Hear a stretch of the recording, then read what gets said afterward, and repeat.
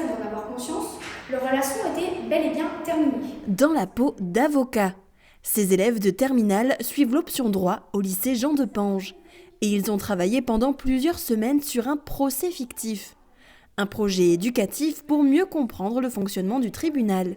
La finalité, c'est de le présenter dans une vraie salle d'audience. Le fait de vivre loin de ses enfants et de réclamer son dû, fait-elle de ma cliente une coupable de telle violence ? Sachant que c'est un métier que moi je veux exercer plus tard, la profession d'avocat, du coup je trouve ça vachement cool de pouvoir déjà avoir la première expérience.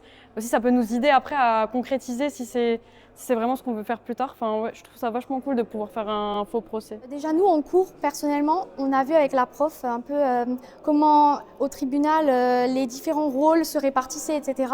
Donc du coup on a pu bien comprendre comme ça. Et après ça nous permet en fait de nous mettre un peu dans la peau des personnages. Pour les préparer au mieux à cette reconstitution, les lycéens ont suivi des cours de théâtre.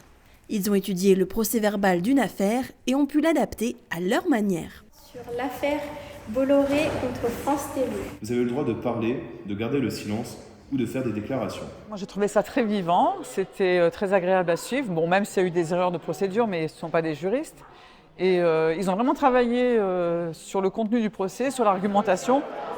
Ils en ont même rajouté après qu'on se soit entraîné, donc j'ai découvert des choses et je trouvais que ça vraiment très très bien. Dans la salle d'audience, en plus de leurs professeurs et de leurs camarades, un greffier et la vice-procureure du tribunal ont suivi avec attention les procès fictifs.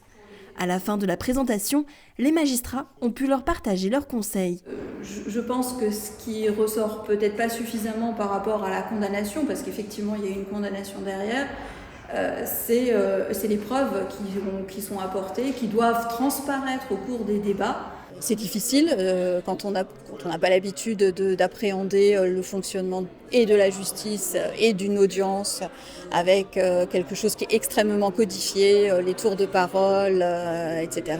Mais en tout cas, ils ont eu ce courage-là et puis ce travail qui a été mené avec leurs professeurs. Dans ce groupe, plus de la moitié des élèves souhaitent se tourner vers des études de droit.